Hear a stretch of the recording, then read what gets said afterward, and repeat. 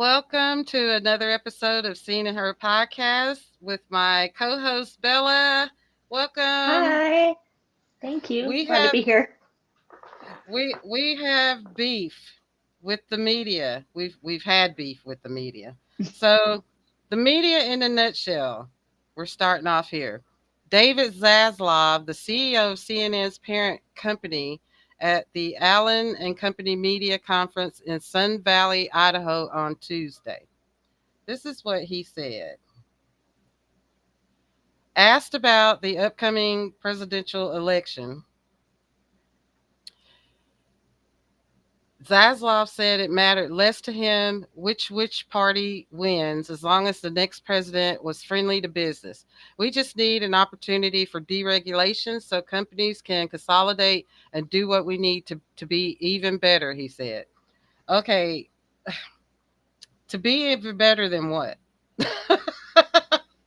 I mean, what are your thoughts on how the media has been acting well, actually the past few years, but the past week? It just seems like it's all about business and money. And I'm not really sure. That's my take on it, really. I you know, I get there's one thing that can stop this that people are just not willing to do. I don't understand why people are not willing to do this is turn them off and Mm. tank their ratings because and then we'll hopefully get a semblance of responsible journalism, because right now what they're doing is not responsible journalism. Mind you, no matter how I feel about Biden Harris or this presidential election or anything like that, the way they're acting is pretty much just like mask off. I mean, New York Times, Washington Post, um, the New York Post with their little racist headline against Mm. Kamala Harris. That I took that personally as well. I'm just like, wait a minute. I mean, and there's Yeah. no consequences. So that's why they keep doing this, and they're going to keep doing it until people turn them off. Yeah, it's like a game. They get away with whatever they want. And they're not reporting. They're trying, the way that I see it is like they're trying to herd people and their views of what they would want to get out of it. So, I They're trying mean, to make the news instead of report the news, yeah, yeah, definitely. and that's a sad. Let me see. I'm gonna try to find Dan Rather, and he made a tweet a few years ago that so it circulates once in a while. I haven't seen it lately, but okay, so it's not that one. It's not that one. Okay, here we go. Let's see what um, Dan Rather had to say here. I'm going to read this tweet.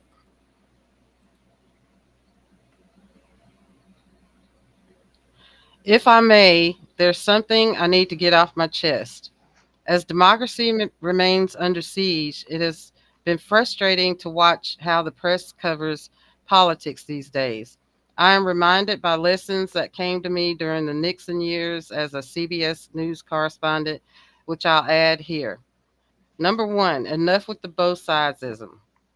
When one side lies intentionally and repeatedly, they are no longer entitled to the benefit of the doubt.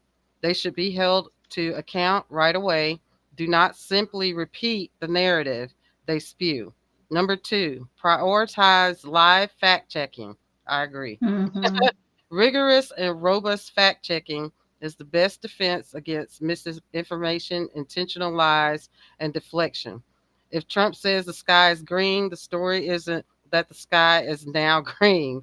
The story is that the sky is still blue and Trump got it wrong. Number three, ask lawmakers hard questions. Yes, ask about the fundamental principles of democracy.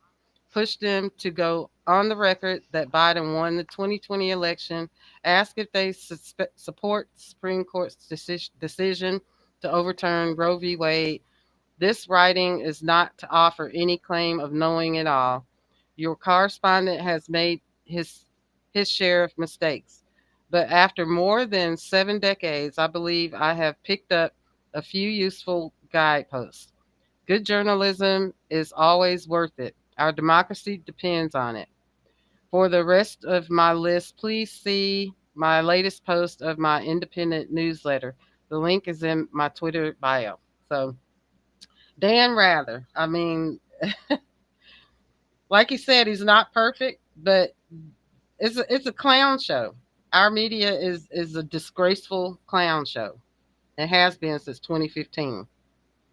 Remember the Yeah. empty podiums, like with Hillary, they were waiting on Trump, and Hillary may have Mhm. been doing a speech somewhere.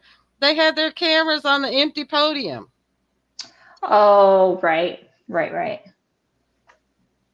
Yeah. I heard, yeah. It was, and then Michelle Wolf. Remember she called them out, and they got all upset with her. Michelle Wolf. She was right. She's a comedian. Michelle Wolf. Let's see. Let's see her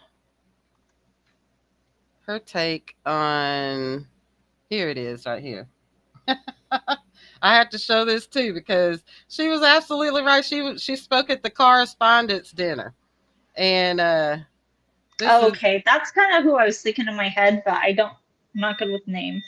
yeah, that's her. She says, "What no one in this room wants to admit is Trump helped all of you. He couldn't sell steaks, vodka, water, college ties, or Eric."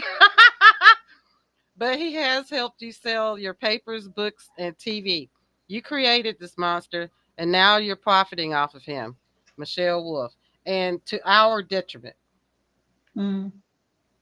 I mean, we are suffering as a result. And then, like that first tweet said, the CEOs of these news organizations do not care as long as they save a few taxes. They don't care Yeah. about democracy. So we're going to end on that because this is a short one today. We're going to work on a longer podcast later. We just wanted to touch on the media. Everybody, try to stay sane. Our call to action, or if you guys have any questions, leave your questions in the comment section. Leave us a voicemail if you would like to support us in our programming. We have links. Let's see here. Well, here's the that's the number for our message voicemail. I like how you did that. So, you guys, the listeners, viewers, please engage with us. We would like to know what you think, what your thoughts are. If you have a question for Bella, if you have a question for me, or both of us, or just in general, a statement, please leave it for us. And we'll play your voicemail on the next podcast. So, if you would like to be seen and heard, leave us a message and we'll engage with you. Thank you. And also, there are links for our merchandise, so you can support us in that way too. And we will greatly appreciate it. And thank you, Bella. And I will see you guys on the next Thank you, one. Sharon.